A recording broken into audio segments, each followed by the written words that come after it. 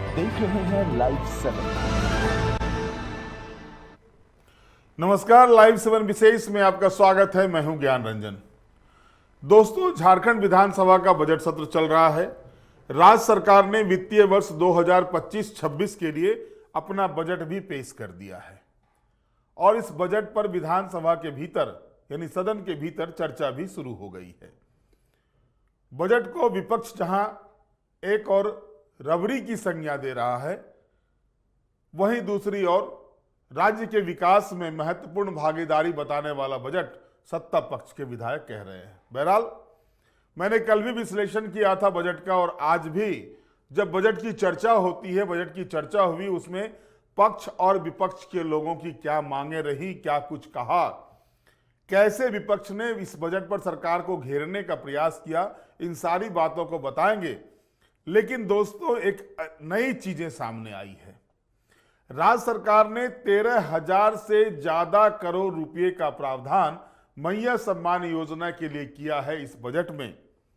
यानी सामाजिक सुरक्षा जो है उसको लेकर के राज्य सरकार 1,45,400 करोड़ रुपए के बजट में 17% से ज्यादा राशि का प्रावधान किया है और इसके बाद शुरू हो गया है मैया की तर्ज पर भैया सम्मान योजना की मांग। जी हां दोस्तों, डुमरी से विधायक टाइगर जयराम महतो ने यह मांग की है। उन्होंने कहा है कि जब भैया को नौकरी नहीं मिल रही है तो मैया की तर्ज पर भैया को भी सम्मान राशि देनी चाहिए राज्य सरकार के द्वारा, ताकि जो बेरोजगारी से जूझ रहे हमारे युवा हैं उनको राहत मिल सके। और क्या कुछ कहा टाइगर जयराम महतो ने, पहले आप उनको सुन लीजिए, फिर विश्लेषण को आगे बढ़ाते हैं। वर्षों तक कॉलेज में अध्ययन करते हैं, कोचिंग संस्थानों में अध्ययन करते हैं और फाइनली उनको जब सुविधा नहीं मिल पाती है, नौकरियां नहीं मिल पाती हैं, तो उनके पास भी एक हताशा भरा जीवन होता है। तो ऐसी परिस्थितियों में भैया योजना सम्मान भी मिलना चाहिए। कम से कम एक संतोषजनक 4-5 हज़ार रुपये तो मिलने ही चाहिए, जैसे कम से कम एक स्कॉलरशिप के।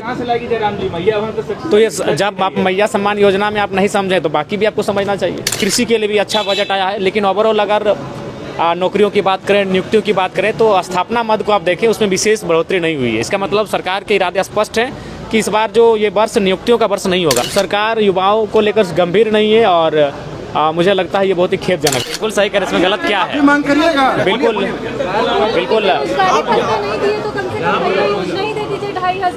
बिल्कुल, इसमें क्या बुराई है बताइए? आज भैया लोग भी तो घर चलाते हैं, वे भी तो कहीं ना कहीं मानसिक यातनाओं को झेल रहे हैं। वर्षों तक कॉलेज में अध्ययन करते हैं, कोचिंग संस्थानों में अध्ययन करते हैं और फाइनली उनको जब सुविधा नहीं मिल पाती है, नौकरियां नहीं मिल पाती हैं, तो उनके पास भी एक हताशा भरा जीवन होता है। तो ऐसी परिस्थितियों में भैया योजना सम्मान भी मिलना चाहिए। कितना मिलना चाहिए वो राशि? कम से कम एक संतोषजनक 4-5 हज़ार रुपये तो मिलने ही चाहिए, जैसे कम से कम एक स्कॉलरशिप के। तो ये जब आप मैया सम्मान योजना में आप नहीं समझे तो बाकी भी आपको समझना चाहिए।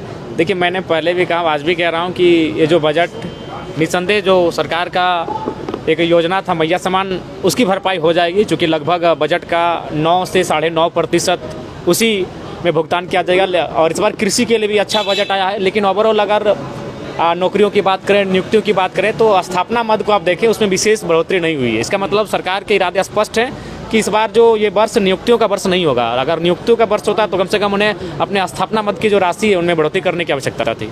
मैया सम्मान योजना में जितनी रकम चाहिए थी 56 लाख से अधिक लाभों को, उससे बहुत कम है, 10 लाख कट जाएगा ना। देखिए, अभी धीरे धीरे जैसे समय बढ़ेगा तो बहुत सारे तर्क देकर उनका कटौती किया जाएगा। उनके बहुत सारे ऐसे सरकार प्रावधान खोजेगी जिसमें कि जो लाभुक हैं, जिनकी संख्या शायद 50 लाख के आसपास है, उसे निश्चय ही कटौती किया जाएगा। राम जी, निशिकांत दुबे बोल रहे हैं कि झारखंड को इस्लामिक राज्य बनाया जा रहा है। देखिए, सबसे पहली बात, निशिकांत दुबे जिस क्षेत्र से आते हैं उस क्षेत्र में हम कभी रहे नहीं है, उतना उस परिस्थिति को जानते नहीं। झारखंड क्या है कि पूरा झारखंड एक नहीं है। भौगोलिक दशा से अगर हम लोग पढ़ें, सांस्कृतिक दृष्टिकोण से पढ़ें, हम संवैधानिक दृष्टिकोण से एक हैं, लेकिन अगर भूगोल की बात करें, संस्कृति की बात करें, थोड़ी थोड़ी भिन्नता मिल जाती है। कहीं एसपीटी कानून है, कहीं सीएनटी है, तो कहीं विल्किंसन कानून है, तो पलामू का क्षेत्र फिर एक विशेष रखता है, तो छोटानाग थोड़ा विशेष है, कोल्हान थोड़ा विशेष है, तो संथाल थोड़ा विशेश है। तो जब आप उस भौगोलिक स्थिति में बसबसाव करेंगे, रहेंगे, अध्ययन करेंगे, तभी उस विषय पर हम कह पाएंगे। आपने कल सवाल उठाया कि युवाओं के लिए बजट में कुछ नहीं है, क्या वजह हो रही है कि युवाओं पर ध्यान नहीं दिया? देखिए, हमें लगता है कि सरकार युवाओं को लेकर गंभीर नहीं है और मुझे लगता है ये बहुत ही खेद। तो दोस्तों, आपने सुना कि विधायक जयराम महतो ने क्या कहा कि भाई मैया सम्मान के तर्ज पर भी भैया सम्मान योजना की शुरुआत करनी चाहिए, ताकि जो बेरोजगारी की दंश झेल रहे हमारे राज्य के युवा हैं उनको कुछ तो राहत मिले। और ये मांग कोई जायज नहीं है, और इस मायने में ये मांग जायज नहीं है कि अगर 2019 से 2024 के बीच की बात को आप करें तो उस समय जब सत्ता में हेमंत सोरेन की सरकार आई थी तो उस समय ये बातें हुई थी, हर वर्ष 5 लाख रोजगार दिए जाएंगे, बेरोजगारी भत्ता दिया जाएगा, और तब ये सवाल उठते हैं और तब इस तरह की बातें सामने आती हैं। मैया सम्मान योजना के माध्यम से 18 साल से लेकर के 50 साल तक की महिलाओं को राज्य सरकार 2,500 रुपये प्रतिमाह सम्मान राशि दे रही है, और इसको लेकर के बजट में प्रावधान भी किए गए हैं। अब ये मांग जो उठ रही है भैया सम्मान योजना की, आखिर इसके पीछे की वजह क्या है? दोस्तों, अगर आप देखेंगे तो आज ही का हम अगर ले लेते हैं, प्रश्न को ले लेते हैं, आज अल्पसूचित प्रश्न में पहला सवाल राज सिन्हा का आया था, जो धनबाद से भाजपा के विधायक हैं, और उन्होंने सरकार से जानना चाहा था, यानी स्कूली शिक्षा एवं साक्षरता विभाग से जानना चाहा था कि क्या यह बात सही है कि राज्य गठन के बाद प्राथमिक, मध्य और माध्यमिक विद्यालयों के संसाधन युक्त होने के बावजूद 8,353 स्कूल वैसे हैं जहां सिर्फ एक शिक्षक के भरोसे विद्यालय संचालित हैं, जबकि 4.10 लाख बच्चे नामांकित हैं। अब गौर कीजिएगा कि 4.10 लाख बच्चे नामांकित हैं, 8,353 स्कूल हैं इस तरह के, और किसके भरोसे चल रहा है? एक शिक्षक के भरोसे चल रहा है। और इसका जवाब जो सरकार का आता है तो सरकार इस बात को, इस सवाल को स्वीकार करती है। सरकार की ओर से कहा जाता है कि U-DICE+ से प्राप्त आंकड़े के अनुसार ऐसे विद्यालयों की संख्या 7,930 है। अब गौर करें, यहां पर प्रश्नकर्ता विधायक ने सवाल किया कि 8,353 स्कूल ऐसे हैं, और जवाब जो मंत्री रामदास सोरेन जो शिक्षा मंत्री हैं उनका जवाब आता है, नहीं भाई साहब, ये 7,930 स्कूल हैं। कितने का अंतर है? 353 उधर कर लें और इधर जो है 170, यानी 400 सवा 400 स्कूल हैं का आंकड़ा उलटफेर हो रहा है मंत्री के जवाब में और विधायक के सवाल में। अब इसमें अगला कड़ी जो है, जो महत्वपूर्ण कड़ी है, उस कड़ी को अगर हम ध्यान देते हैं तो उसमें यह कहा जाता है कि इन स्कूलों में 3,81,455 बच्चे नामांकित हैं।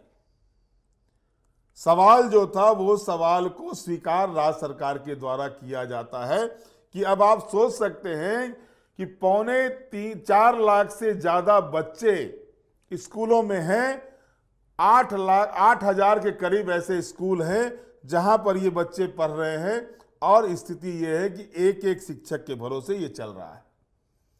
अब दूसरे सवाल के जवाब में वो ये कहते हैं, दूसरा सवाल जो राज सिन्हा का था वो कहा गया था, क्या यह बात सही है कि राज्य के 199 विद्यालय वैसे हैं जहां एक भी विद्यार्थी नामांकित नहीं है, परंतु 398 शिक्षक कार्यरत हैं।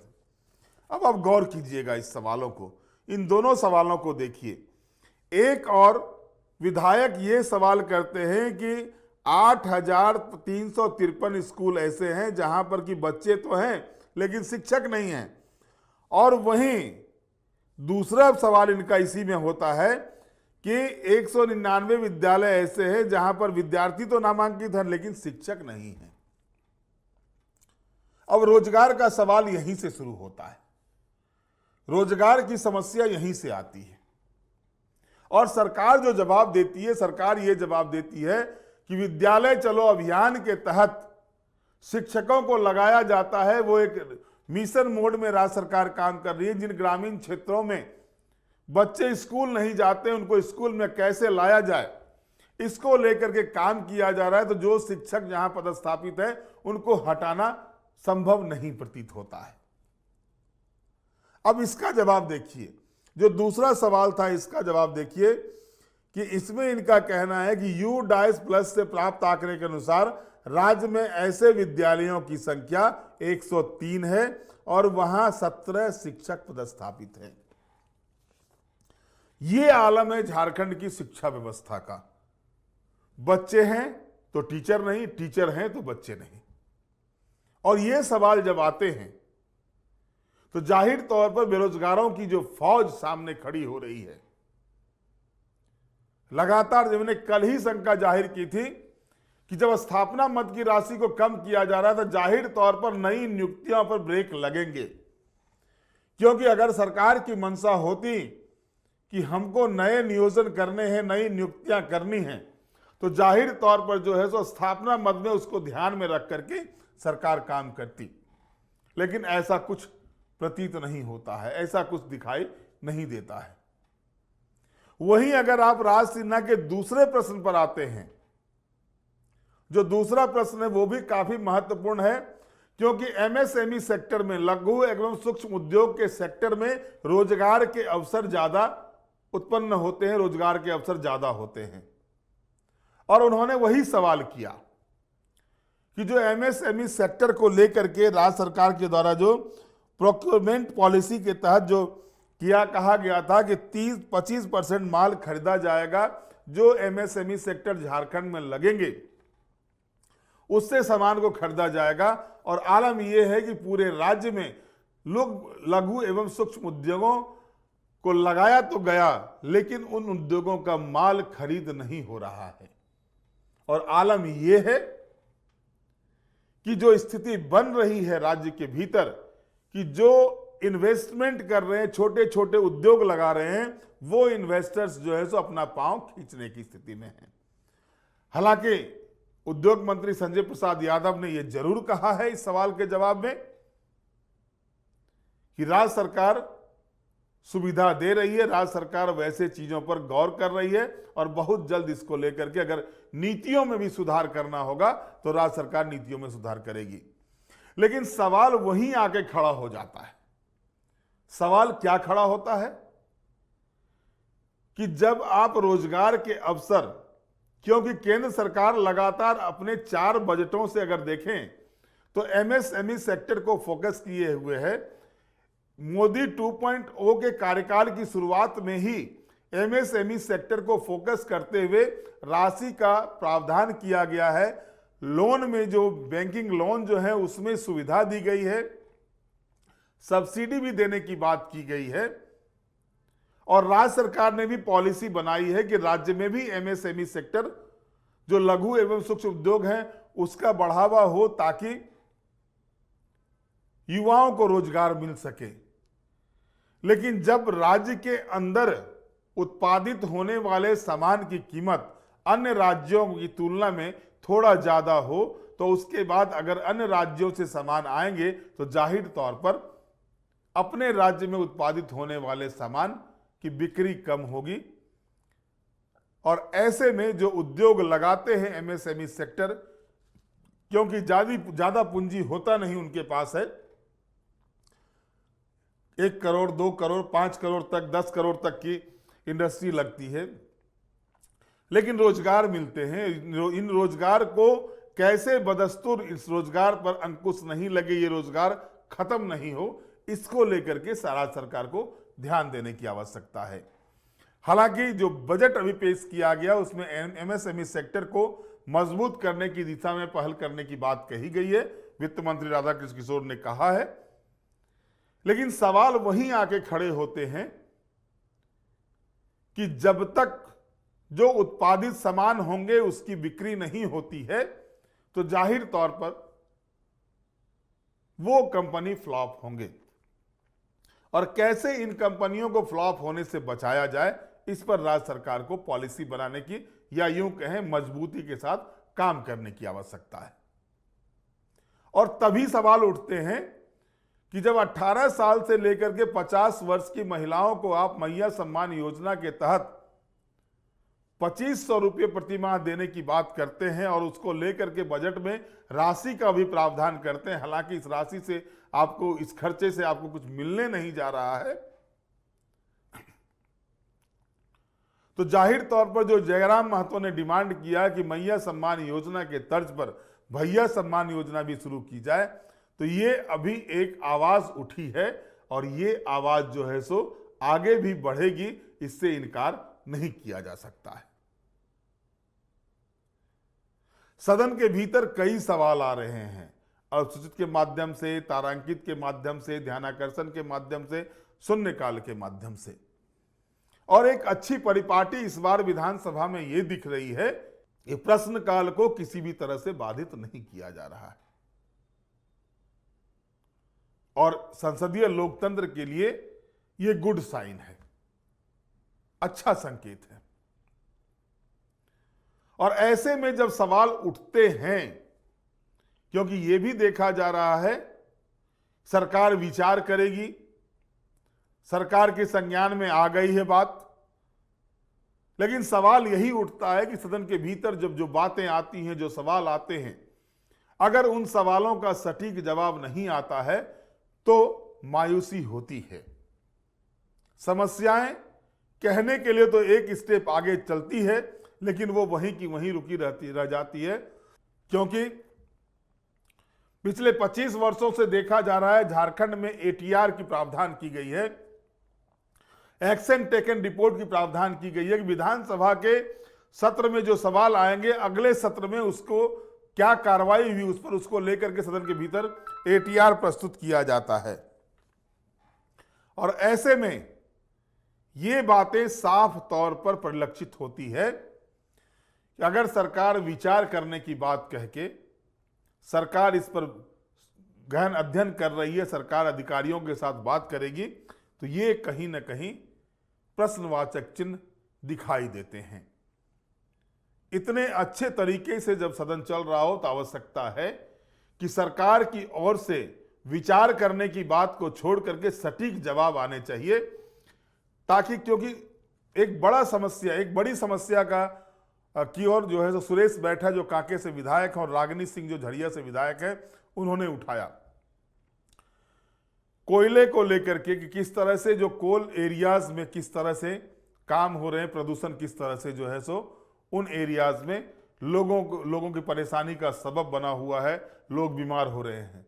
वहीं दूसरी ओर सरजू राय का भी एक जो महत्वपूर्ण सवाल आया था, अगर आप उसको भी गौर करेंगे तो किस तरह से जो है सो प्रदूषित किया गया है बीपीएससीएल के द्वारा फ्लाई ऐश के माध्यम से, उस पर भी जो जवाब आया है।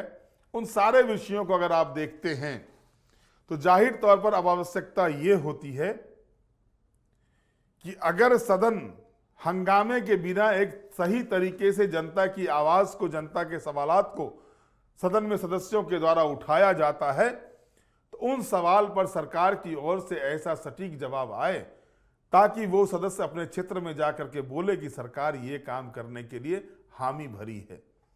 विचार करना सरकार दिखवा लेगी, ये जब तक हटेंगे नहीं तब तक सवाल सटीक तरीके से जवाब उसके आएंगे नहीं। बहरहाल मूल सवाल जो था, मैंने कल भी बताया था आपको कि स्थापना मद की राशि का कम होना यह संकेत है, और जो जयराम महतो ने आज उन्हीं बात को उठाया और उसके बाद उन्होंने डिमांड किया कि मैया सम्मान की तर्ज पर भैया सम्मान योजना की भी शुरुआत की जाए। उसके पीछे का तर्क ये था, जो बेरोजगारों की फौज राज्य के अंदर खड़ी हो रही है, जो बेरोजगारों की फौज देश के अंदर खड़ी हो रही है, जो युवा वर्ग रोजगार के लिए तरस रहे हैं, जो पलायन को मजबूर हो रहे हैं, उनको रोकने के लिए सरकार की ओर से पहल होनी चाहिए। इसके पीछे का तर्क ये था। और अब देखना दिलचस्प ये होगा कि ये आवाज अब कितनी दूर तक जाती है। बहरहाल आज के विशेष में इतना ही। आप हमारे साथ जुड़े रहें, हमें लाइक करें, सब्सक्राइब करें। बहुत बहुत धन्यवाद। नमस्कार।